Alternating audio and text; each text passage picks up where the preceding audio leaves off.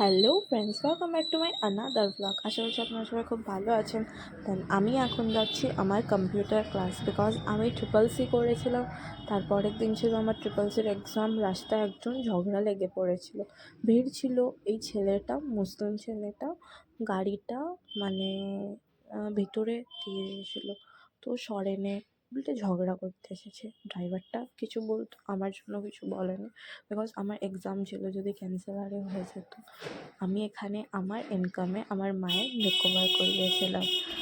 And আমি চাই আমার মা বাবাকে ভালো সব কিছু দিতে, বিকজ আমি তাদের কোনো ছেলে নেই, আমি একাই মেয়ে।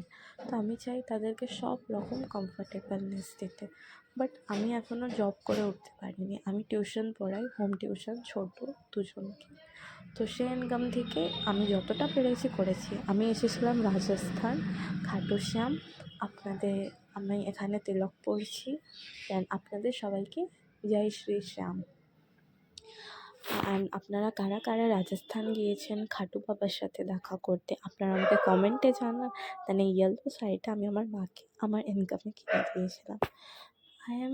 মানে নিজের টাকার কিছু কিনে দিয়া মা বাবাকে ভীষণ ভাগ্যের ব্যাপার হয়। খুব ভালো লাগে নিজেকে একটা এতদিন মা বাবার পয়সায় খেয়ে আসার পর যদি আমি নিজে থেকে কিছু করতে পারি মা বাবার জন্যে, কতটা ভালো লাগে। একটা মানে মনে শান্তি ফিল হয়। এখানে বাবার কাছে এসে যে কতটা শান্তি ফিল করছি আমি বলে বোঝাতে পারবো না। আমার সাথে এর আগে আমি যখন খাটু শ্যামে এসেছিলাম, একটা মেয়ে আসে, তাকে আমি খুব ভালোবাসতাম।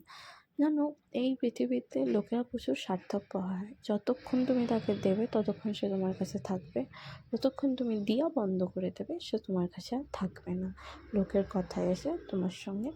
আগের বারে আমি খাটু বাবার দর্শন পাইনি, কিন্তু এবারে আমি বাবার দর্শন পেয়েছি।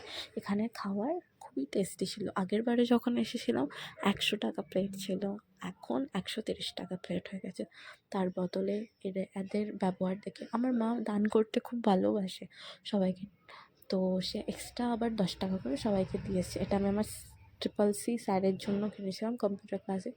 এই কেকটা আমার বাবা বানিয়েছে। এখানে আমি কড়াইশুঁটির কচুরি বানিয়েছি। আপনারা কারা কারা খেতে ভালোবাসেন? দেন আপনারা যদি চান আমি একটা রান্নার চ্যানেল খুলি, আপনারা যদি আমার কুকিং দেখতে চান তাহলে আমাকে নিশ্চয়ই কমেন্টে জানাবেন। আমি একটা রান্নার চ্যানেল খুলবো, আপনাদেরকে সব রকমের কুকিং করে দেখাবো, আমারও ভালো হবে।